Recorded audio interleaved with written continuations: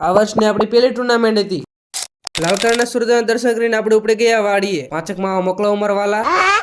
એમ તો આપણે માવા લાવ નથી, મને આ કોકની હાટું લઈ જાઉં છું. જો કરીને આયા તો ડેલો જ બેન છે. કઈ વાંધો ને, આપણે ગુજરાતી માણસો ગમે કરીને જુગાડ તો કરી જ લઈશું. ફટાફટ ડેલો ખોલીને ઉપડે ગયા વાડીએ. म्यूजिक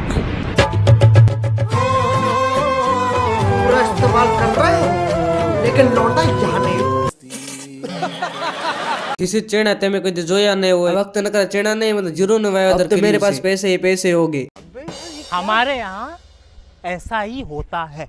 કાકા વડે થી તુરવણ માં ઠેલી લઈ લીધી. કાકા તુરવણ અડધી ઠેલી ભરી વાળી. આનો ફૂલ વિડિયો જોતો YouTube માં જરા સર્ચ કરીને જોતા આવજો કિટ્ટુ વ્લોગ. તોડિયા પાંજરા વાળા હાંકળ લેથી બાગુ છૂટા બાંગુ બોડી જામ રાબા પિયા